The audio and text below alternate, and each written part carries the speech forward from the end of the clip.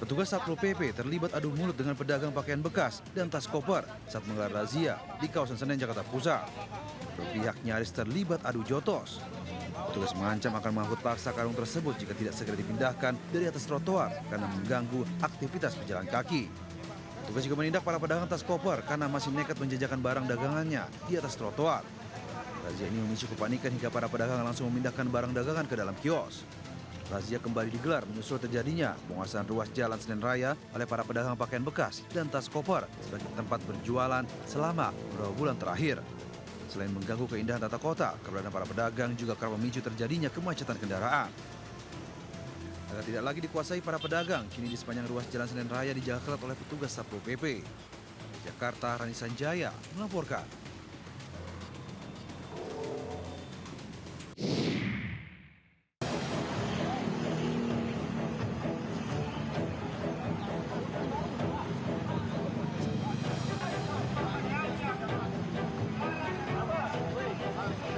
Saling tarik dan dorong antar mahasiswa dan aparat terjadi saat unjuk rasa di depan gerbang gedung Kemenpora di Jalan Gerbang Pemuda, Jakarta Pusat. Massa yang tergabung dalam mahasiswa cendekiawan anti mafia berunjuk rasa menolak adanya mafia di tubuh Kemenpora. Sempat terjadi aksi adu mulut serta nyaris baku hantam, hingga akhirnya salah seorang mahasiswa menyulutkan api ke ban bekas yang telah disirami bensin. Seketika, api pun membesar dan menyambar ke kaki salah seorang aparat. Akibatnya anggota Polsek Tanah Abang berpangkat Ibda harus mengalami luka bakar serius di kaki dan dirawat intensif di Rumah Sakit Minto Harjo, Jakarta. Dari kejadian tersebut, polisi mengamankan 20 mahasiswa, di mana 6 diantaranya telah ditetapkan sebagai tersangka. Serangkaian tindakan penyidikan dari 20 orang menetapkan 6 orang sebagai tersangka dengan berbagai peran. Ada perannya yang membawa minyak bensin dengan cara membelinya setengah liter, membawa pada saat pelaksanaan unjuk rasa. Ada juga peran tersangka menyiramkan ke arah ban yang sudah disiapkan oleh para mahasiswa tersebut. Dan ada juga peran para tersangka menghalang-halangi petugas untuk mengamankan ban supaya tidak dilakukan pembakaran.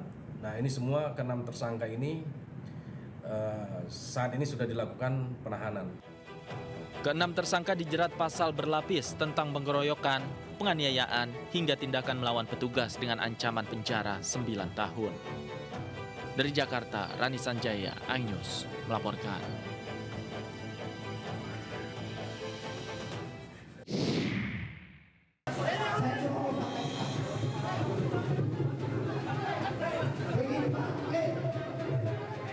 Unjuk rasa dilakukan keluarga narapidana dan para aktivis di depan kantor lapas kelas 2A Baubau. Massa memaksa masuk ke dalam lapas untuk menemui Kalapas. Saling dorong terjadi antara massa dan petugas lapas. Kericuan mereda setelah Kalapas Baubau akhirnya menemui massa. Merasa terpojok, Kalapas Baubau meninggalkan lokasi pertemuan hingga membuat massa kecewa. Sebelumnya, beredar video pengakuan narapidana di lapas kelas 2A Baubau dianiaya Kalapas dan anak buahnya hingga terjadi kericuhan di dalam lapas.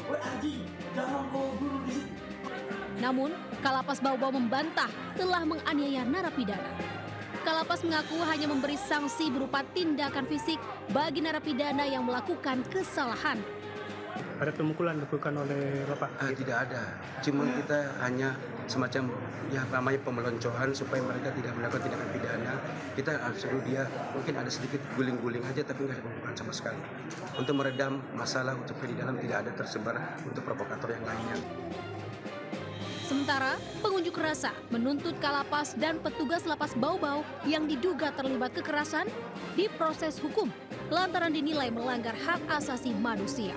Dari Kota Baubau, Sulawesi Tenggara, Andi Eba melaporkan.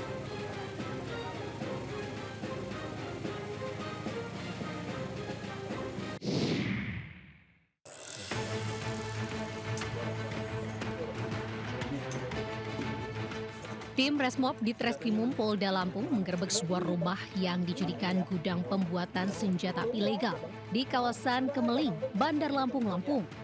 Dari rumah milik tersangka RS, 35 tahun ini.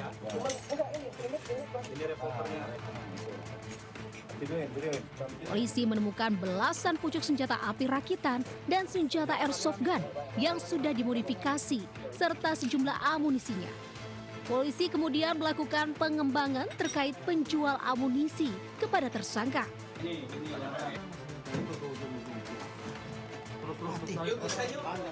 Polisi kemudian menggerebek rumah tersangka AG di wilayah Purbalingga, Jawa Tengah. Polisi menyita 8.000 butir amunisi dari berbagai jenis ukuran yang disimpan di dalam lemari rumahnya. Kasus ini terungkap hasil pengembangan pelaku pencurian RK yang kedapatan memiliki senjata api ilegal. Ketiga orang tersangka digelandang ke Mapolda Lampung untuk menjalani pemeriksaan. Ironisnya, senjata api ilegal dan amunisi tersebut dijual melalui media sosial. Tersangka juga memodifikasi senjata airsoft gun hingga menyerupai senjata api berbagai jenis. Untuk memodifikasi senjata dari jenis handgun, dimodifikasi sedemikian rupa sehingga bisa digunakan selayaknya senjata api. Kemudian asal-usul perolehan amunisinya yang dijual secara online. Ketiga tersangka dijerat pasal tentang kepemilikan dan sengaja membuat senjata api tanpa izin dengan hukuman pidana selama 20 tahun penjara. Dari Bandar Lampung, Ruslan melaporkan.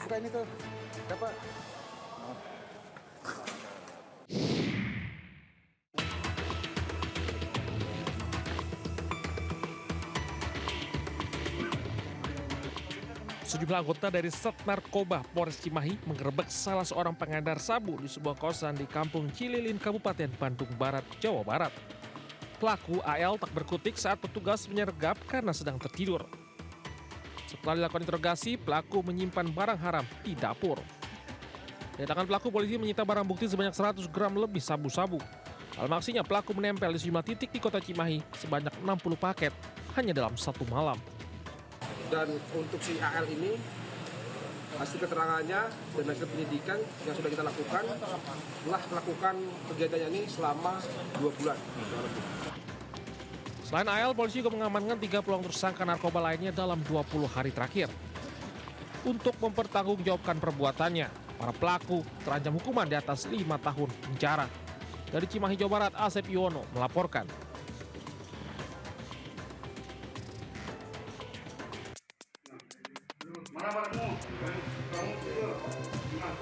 Satres Narkoba Polres Sumbawa menyergap kos milik terduga pengedar sabu berinisial H, 34 tahun, warga Batam di Desa Usarmapin, Alas Barat, Nusa Tenggara Barat.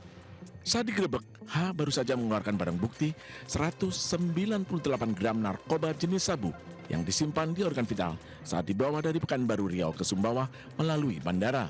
Polisi menemukan 2 paket sabu yang berusaha disembunyikan di bawah kolong tempat tidur dan menggelandang H beserta barang bukti ke Mapolres Sumbawa guna penyidikan lebih lanjut.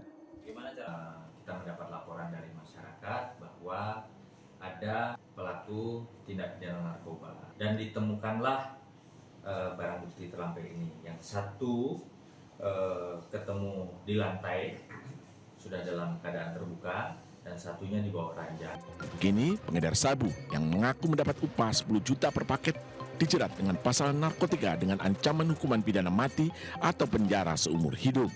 Dari Sumbawa, Nusa Tenggara Barat, Topan Iswandi, iNews melaporkan.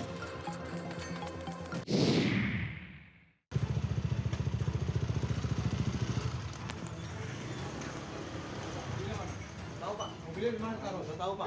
Mobil orang itu mana? Nggak tahu Pak. Nggak tahu Pak. Mobilnya mana? Nggak tahu Pak. Menyamar sebagai driver dan penumpang ojek online, petugas Polsek Cempaka Putih langsung membekuk Azam, pemuda pelaku penggelapan sekaligus pencurian mobil milik bosnya sendiri, Mevi Maharani. Pelaku diringkus saat tengah asik nongkrong di sebuah warung kopi di Cempaka Putih, Jakarta Pusat. Azam merupakan karyawan sebuah tempat usaha laundry di apartemen Grand Pramuka yang telah hampir 2 pekan diburu polisi karena nekat menjual mobil milik bosnya. Modus pelaku berpura-pura menyewa mobil dari korban selama 15 hari dengan biaya sebesar Rp1.950.000. Namun, rupanya mobil tersebut digadaikan kepada seseorang di Jasinga, Bogor, Jawa Barat sebesar Rp30 juta. Tak sampai di situ, pelaku bahkan nekat mencuri BPKB mobil dari kamar kos korban yang kemudian diberikan kepada penggadai dengan tambahan uang sebesar Rp25 juta. Korban sedang berdinas di luar di Lampung. Sekembalinya dari Lampung, kondisi daripada kos-kosannya itu lemarinya sudah terbongkar. BPKB hilang dan mobilnya pun hilang. Artinya motif mobilnya direntalin dan BPKB-nya dicuri. Iya, jadi untuk menutupi daripada hobinya yang mungkin diduga judi online. Pelaku mengaku nekat menggadaikan mobil bosnya seharga Rp55 juta karena kecanduan bermain judi online. Duitnya buat apa lo pakai? Judi, Pak. Judi apa? Judi online, Pak. Judi online? Semuanya? Iya, Pak. Berapa banyak? 55, Pak. 55? Semuanya habis? Iya, Pak. Akibat perbuatannya, pelaku dijerat pasal penggelapan dan pencurian dengan ancaman hukuman di atas 5 tahun penjara. Polisi kini masih melakukan pengejaran terhadap penada mobil yang dijual pelaku. Dari Jakarta, Rani Sanjaya, iNews melaporkan.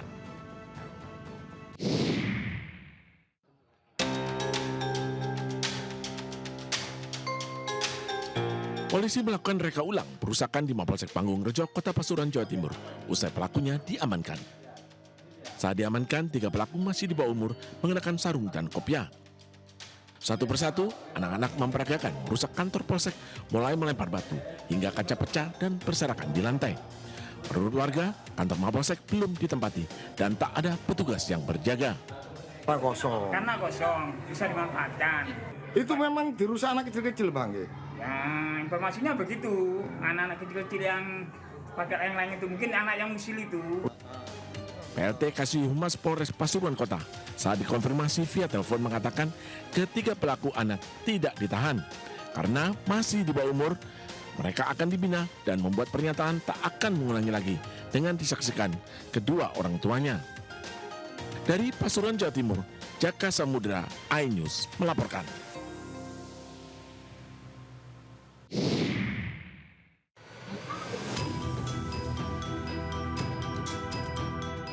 Kamera CCTV merekam seorang remaja menggasak rokok di sebuah warung kelontong di Kecamatan Mamajang, Kota Makassar, Sulawesi Selatan.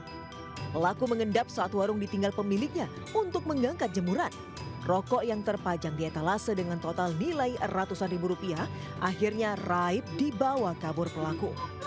Akibat kejadian tersebut, korban yang merupakan lansia dan tinggal sendirian kini terpaksa menutup jualannya. Selain ketakutan, ia kini kekurangan modal akibat berulang kalinya menjadi korban pencurian. Jam berapa kejadiannya, Bu? Jam 11. Jam 11 deh. Itu pelaku kita kenal? Nggak dikenal ke orangnya? Apa nampil itu, Bu? Rokok. Oh, rokok. Aksi pencurian ini sudah kesekian kalinya terjadi, namun korban belum membuat laporan ke polisi. Dari Makassar, Syahrul Adiaksa, iNews melaporkan.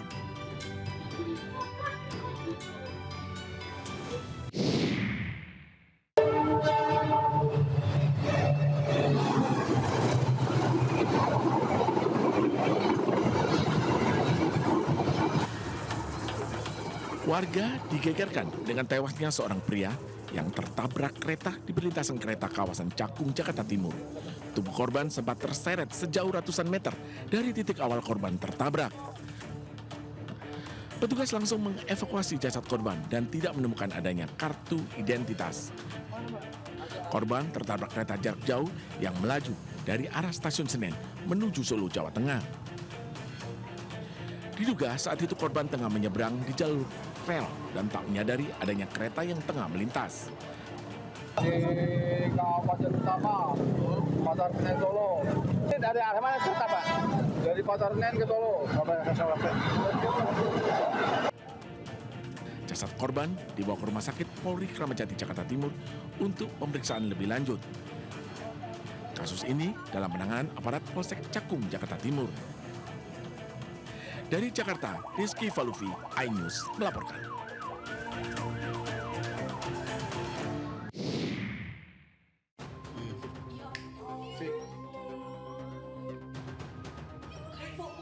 Seorang ibu muda ini terekam kamera CCTV saat membuang bayinya yang baru dilahirkan di Jalan Anggrek, Kemanggisan, Jakarta Barat.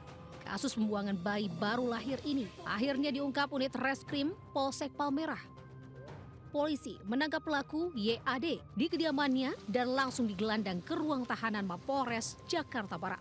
Kasus ini berawal dari rekaman kamera pengawas CCTV di sekitar lokasi yang mencurigai gerak-gerik pelaku yang membawa sebuah tas dan kemudian meninggalkan lokasi dengan tangan kosong.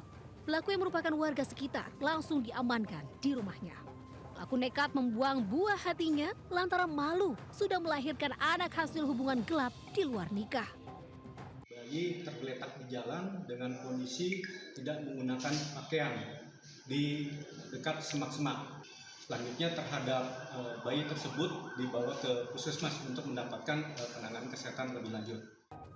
Untuk mempertanggungjawabkan perbuatannya, pelaku yang berusia 29 tahun ini terancam hukuman di atas 5 tahun kurungan penjara. Di Jakarta, Miftahul Ghani melaporkan.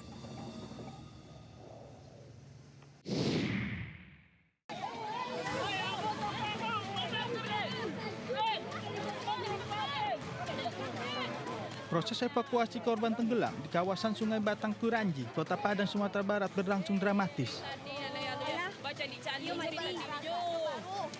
Sejumlah warga tampak berupaya membawa dan menggotong tubuh seorang remaja yang tenggelam di sungai. Korban diketahui bernama Fadli, 22 tahun. Tewas tenggelam usai korban melakukan salto dari atas jembatan saat berenang bersama 4 orang rekannya. Jadi beliau melakukan mandi-mandi di jembatan Turanji, mencoba mandi 10 menit, ternyata tidak mampu lagi ke atas, hilang dari dasar dataran. Jadi masyarakat membantu untuk ambil dengan jarak tempuh 8 meter ke dalam. Meski sempat dilarikan ke Rumah Sakit Bayangkara Polda Sumbar, namun nyawa korban tidak tertolong. Dari Padang, Sumatera Barat, Budi Sunandar, iNews melaporkan.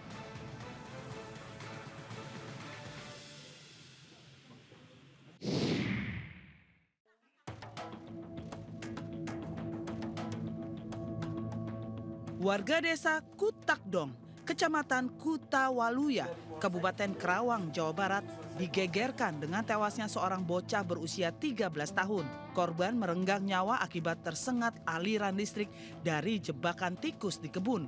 Insiden ini terjadi saat korban bermain bola bersama teman-temannya.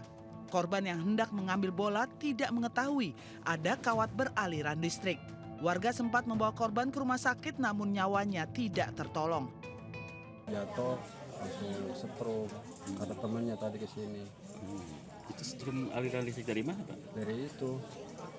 Dari genset? Dari genset. Genset apaan, Pak? Buat apa itu? Bonteng, pohon timun. Kebun timun gitu ya? Iya, pohon timun. Untuk jebakan tikus atau gimana, Pak? Ya kayaknya itu. Guna penyelidikan lebih lanjut, polisi dari Polsek Rengkas Dengklok langsung memasang garis polisi di lokasi kejadian. Sementara pihak keluarga langsung memakamkan korban di pemakaman keluarga. Dari Kerawang, Jawa Barat, Rudi Setiawan, iNews melaporkan.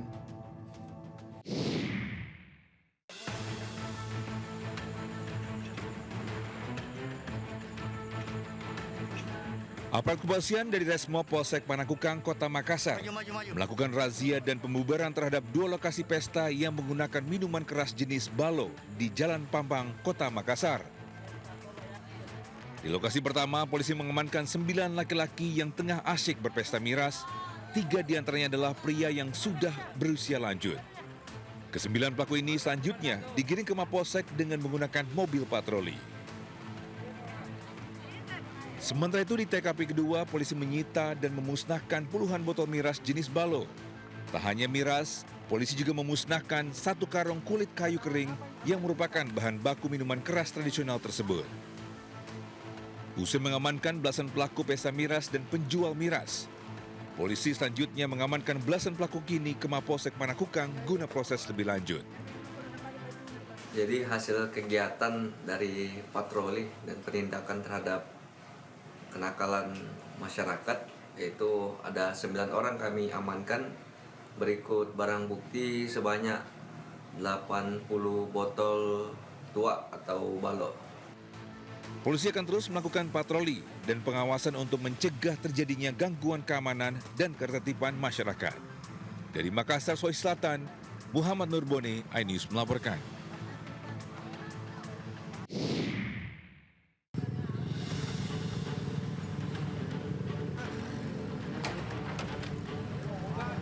Satu persatu petugas Satpol PP menghancurkan bangunan semi permanen dan posko ormas. Ada 50 bangunan dan 3 posko ormas yang dibongkar petugas. Keberadaan bangunan semi permanen menjadi salah satu penyebab kemacetan di kawasan Jembatan Serong lantaran banyak pedagang yang berjualan di sepanjang jalan tersebut. Bangunan tersebut juga berdiri di lahan milik pemerintah Kota Depok. Depan Kecamatan Cipayung sampai ke arah Jembatan Serong, dan kita akan lanjutkan sampai ke arah Kecamatan Pancoran Mas sampai di pertigaan UDI, dan Pak Camat dengan Pak Kapolsek siap membantu all out. Rencananya lahan yang dibongkar ini akan dimanfaatkan sebagai lahan terbuka hijau oleh pemerintah Kota Depok. Dari Depok, Jawa Barat, Yung Rizky, iNews melaporkan.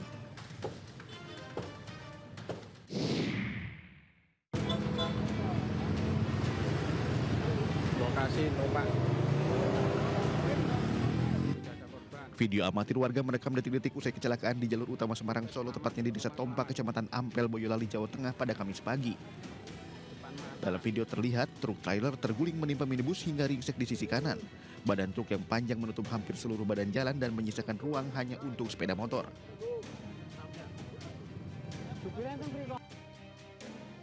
Kejadian bermula saat truk tidak kuat menanjak dan mundur, kemudian menimpa minibus yang berada di belakangnya. Truk trailer dengan muatan kertas seberat lebih dari 40 ton ini rencananya akan mengantar kertas dari Jakarta menuju salah satu pabrik di Banyudono, Boyolali. Aku mau ambil kanan itu mau mendahului truk itu, tapi malah udah keduluan truknya blontot, jadi udah mengenai. Awal dari jalur Salatiga itu sudah remnya sudah blong, anginnya katanya sudah habis. Pada saat nanjak tidak kuat. Nah, posisi KBM Hiace ini berada persis di belakang truk trailer tersebut. Tidak ada korban jiwa dalam peristiwa ini, sementara kecelakaan sempat membuat jalur arteri Semarang Solo maupun sebaliknya lumpuh selama lebih dari 5 jam. 2 kendaraan yang terlibat kecelakaan berhasil dievakuasi setelah 1 unit mobil derek dan forklift diterjunkan. Dari Boyolali, Jawa Tengah, Tata Rahmanta, iNews melaporkan.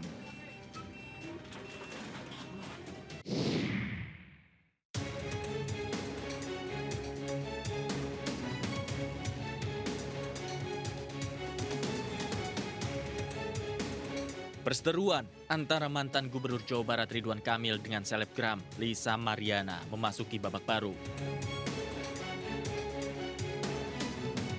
Ridwan Kamil melalui kuasa hukum mengajukan gugatan balik terhadap Lisa Mariana.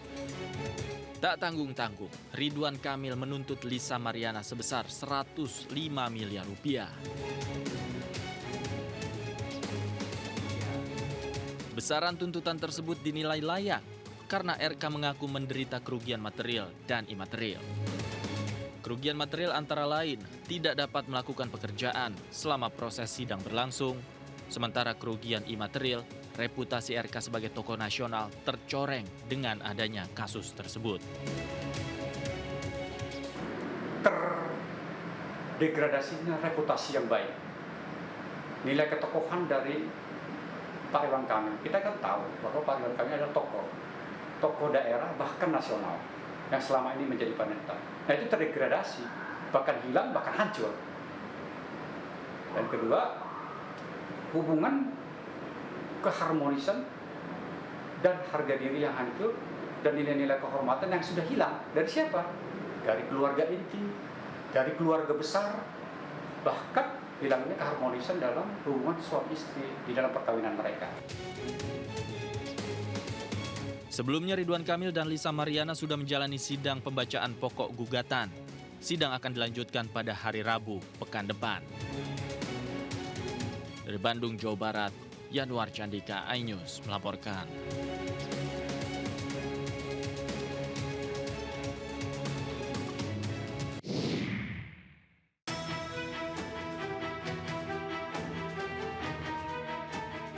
Warga membawa seorang wanita berusia 58 tahun ke Rumah Sakit Kartika Husada Jati Asih Bekasi, Jawa Barat. Korban terluka parah karena dianiaya anaknya sendiri dengan senjata tajam. Ia terluka di sekujur tubuhnya hingga alami pendarahan hebat. Ironis, pelaku penganiayaan ini merupakan lulusan universitas negeri ternama di Indonesia. Belum diketahui pasti motif penganiayaan sadis tersebut, namun dugaan sementara korban tak terima karena ruqyah oleh ibunya. Kalau untuk motif ya, memang selama ini tertutup ya. Jadi mungkin di dalam dendam ya nggak ada dendam. Soalnya info dari kakaknya siang itu habis diruqyah anak itu. Habis diruqyah pas pulang mungkin malam kejadian seperti itu. Mungkin dia nggak terima ruqyah barangkali seperti itu. Usai dirawat di rumah sakit, korban kini dirawat anaknya tak jauh dari lokasi. Sedangkan pelaku ditahan di Mapolres Metro Bekasi Kota. Dari Bekasi, Jawa Barat, Rahmat Hidayat, iNews melaporkan.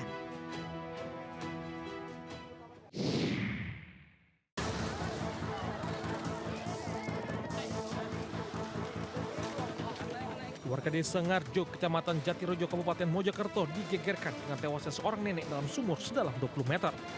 Saat ditemukan korban sudah mengambang. Lihat ibunya tewas mengenaskan, sang anak menangis histeris hingga pingsan. Korban adalah Sumarmi, 55 tahun, warga desa Ngarjo, sedangkan sumur adalah milik tetangganya yang letaknya jauh dari tempat tinggal korban. Polisi dan petugas damkar Kabupaten Mojokerto datang ke lokasi, langsung melakukan evakuasi yang berlangsung dramatis karena diameter sumur yang sempit. Saksi mata menuturkan awalnya pemilik rumah akan membenahi penyedot air karena akan mandi. Saat dilihat tutup sumur terbuka dan terlihat sesuatu di dalam sumur. Yang tahu itu yang rumah ini, yang punya sumur ini. Taunya sumurnya buka kan waktunya ditutup. Waktunya apa? Waktunya ditutup sumurnya, terus tahu-tahunya sumurnya buka. Damkar BPD menerima laporan dari kepolisian sekitar 7:30 pagi bahwa terjadi orang masuk sumur atas nama Bu Sumarni di Desa Dukungarjo, Kecamatan Jatirojo. Usai memeriksa saksi dan mengamankan sejumlah barang bukti, polisi masih melakukan penyelidikan terkait penyebab pasti tewasnya korban. Dari Kabupaten Mojokerto, Jawa Timur, Halahuddin, iNews melaporkan.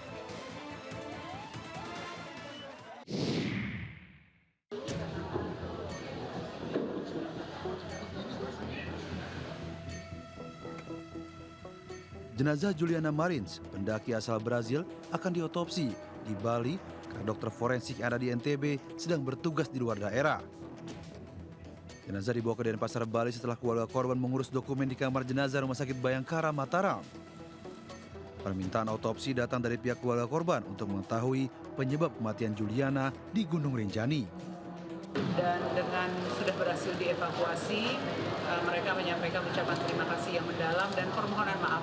Mereka memang membatasi diri untuk tidak didokumentasikan karena masih dalam keadaan terbuka. Sebelumnya, Juliana Marins dilaporkan jatuh ke jurang Cemara Nunggal, Gunung Rinjani. Korban dievakuasi tim SAR gabungan dari kedalaman 600 meter. Jenazah korban ditandu menyusuri rute pendakian menuju posko Sembalun. Selama 3 hari, petugas sempat kesulitan mengevakuasi korban karena medan yang terjal dan cuaca ekstrim. Dari Mataram, Hari Kasidi melaporkan.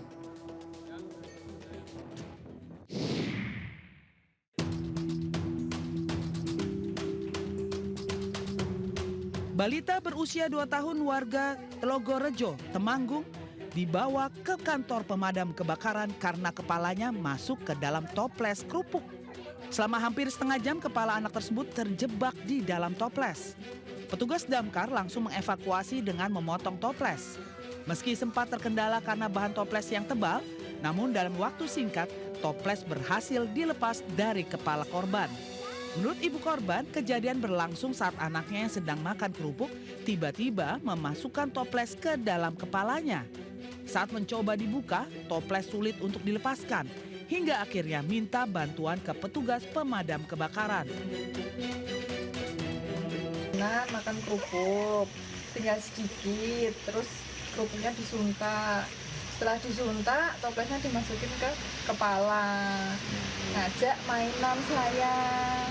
Terus dianya kan sudah susah bernafas, saya buka ternyata tidak bisa. Nyangkut gitu ya? Nyangkut, iya. Di cerita dari korban itu memang anak itu sedang memakan kerupuk, terus kerupuknya dibuang, terus toplesnya dimasukkan ke kepala. Terus penanganannya seperti apa, Mas? Kita melakukan penanganan menggunakan mesin atau alat pemotong, jadi toplesnya dibelah sehingga kita bisa mengubah. Usai toples berhasil dibuka dengan wajah yang riang, akhirnya ibu dan anak kembali pulang. Ini bisa menjadi pelajaran bagi orang tua untuk selalu mengawasi anak pada saat makan atau sedang bermain.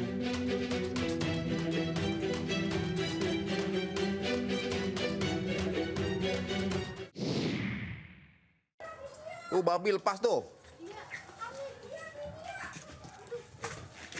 Babi hutan ini terekam kamera warga sedang berkeliaran di permukiman warga di kawasan Pejaten Barat, Pasar Minggu, Jakarta Selatan.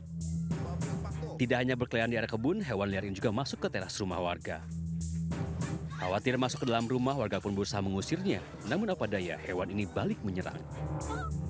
Babi akhirnya bisa ditangkap setelah terjebak di saluran air. Oleh warga, hewan ini pun langsung dikembalikan ke shelter penampungan hewan. Warga mengaku terganggu dengan keberadaan shelter tempat penampungan hewan dekat permukiman mereka. Warga meminta pihak kelurahan segera menutupnya karena keberadaannya kerap meresahkan. Saya sebagai ketua RT tentunya sudah komunikasi dua jalur baik dari ke pemerintahan maupun ke pihak shelter. Namun lagi-lagi mentah di tengah jalan. Mudah-mudahan untuk kali ini kita bisa menuruti maunya warga untuk menutupi shelter tersebut. Kasus babi hutan masuk ke permukiman warga bukan kali ini terjadi. Sebelumnya warga dikagetkan dengan kemunculan monyet hingga anjing hutan yang juga kabur dari shelter penampungan hewan. Di Jakarta Selatan, Dani Helmi Sejangbati, iNews melaporkan.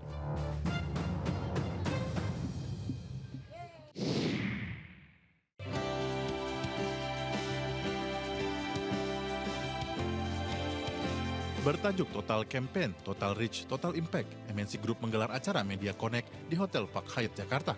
Acara dihadiri Eksekutif Chairman MNC Group Haritanu Sudibyo, Eksekutif Chairwoman MNC Group Liliana Tanu Sudibyo, Co-CEO MNC Group Angela Tanu Sudibyo, hingga para investor dan tamu undangan. Di forum kali ini, Co-CEO MNC Group Angela Tanu Sudibyo memaparkan terkait ekosistem MNC Group yang terus berinovasi untuk menjangkau semua kalangan lewat beragam konten yang terintegrasi di semua platform. Pada intinya kami menekankan betapa pentingnya konten. Ya, konten yang bisa, yang baik bagi seluruh platform, baik non-digital, the traditional, TV, dan juga PTV, maupun digital, OTT sampai dengan social media. Connecting the dots. Yang kita lakukan hari ini, bagaimana kita bisa connecting the dots between all platforms. Makanya kita sebut di sini sebagai seamless connected multi-platform. Ini sebetulnya adalah inovasi dari Pak Hari sendiri. Kita sudah patenkan, Bapak Ibu sekalian. Jadi contohnya, kalau Bapak Ibu nonton FTA kita, RCTI, MNC TV, GTV, iNews, Bapak Ibu lihat di kanan bawah ada QR code. Bapak scan, apa yang terjadi? Itu akan membawa Bapak Ibu ke RCTI Plus. Rangkaian acara ini juga hadirkan talk show dari pemateri ahli industri media dan pemasaran yang membahas seputar dunia pertelevisian dan konten yang diproduksi untuk menjawab tantangan di masa yang akan datang. Dari Jakarta, Esra Ambarita, Fakih Satrio, Damar Wijaksono, iNews melaporkan.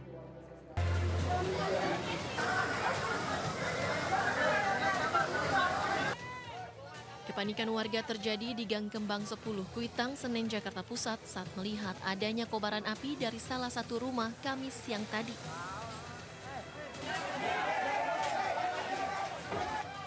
Sejumlah warga yang keluar rumah untuk menyelamatkan diri langsung berusaha memadamkan api dengan peralatan seadanya.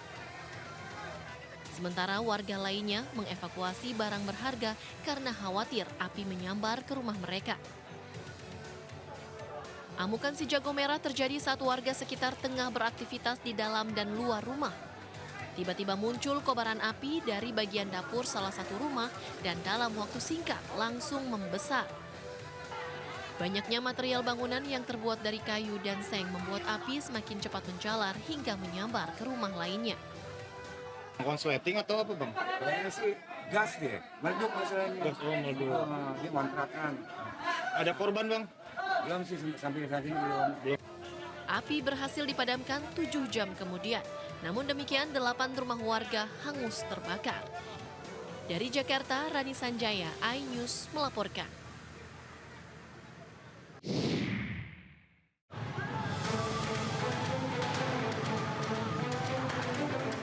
Antusiasme warga berburu diskon besar-besaran di sebuah toko kosmetik di Jalan Ahmad Yani, Kabupaten Bone, Sulawesi Selatan berakhir tragedi.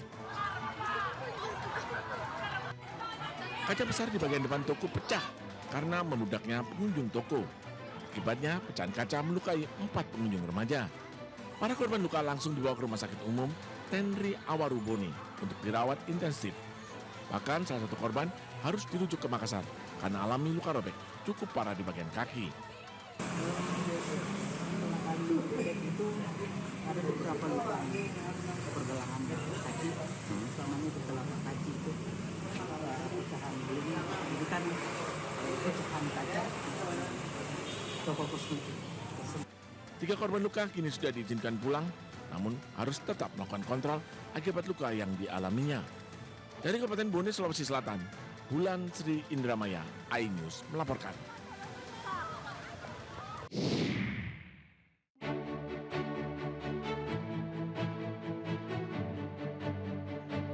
PT MNC Digital Entertainment Tbk atau emiten MSIN sukses menggelar rapat umum pemegang saham tahunan untuk tahun buku 2024 di iNews Tower, Jakarta Pusat. Agenda RUPST kali ini yakni perubahan susunan direksi dengan mengangkat Clarissa Herliani Tanusudibyo, Rudi Hidayat, dan Jasmina Sapitri Pratiwi sebagai direksi perseroan. Perubahan jajaran direksi diharapkan dapat mengoptimalkan peluang pertumbuhan jangka panjang di tengah transformasi industri media yang dinamis dan kompetitif. Semoga kepemimpinan dan dedikasi yang diberikan oleh Bapak dan Ibu dapat memberikan kontribusi yang positif dan berkelanjutan bagi pertumbuhan dan kesuksesan perseroan di masa depan. MSIN membukukan kinerja keuangan yang solid pada tahun 2024 dengan mencatatkan pendapatan sebesar 3,47 triliun rupiah, meningkat 18% year on year dari 2,95 triliun rupiah pada tahun 2023. Pemegang saham juga menyetujui tidak adanya pembagian dividen dari hasil laba bersih yang didapat perseroan tahun 2024, karena laba bersih perseroan akan dicatat sebagai laba ditahan untuk memperkuat permodalan perseroan dan pengembangan seluruh lini usaha. Dari Jakarta, Riki Anwar di iNews melaporkan.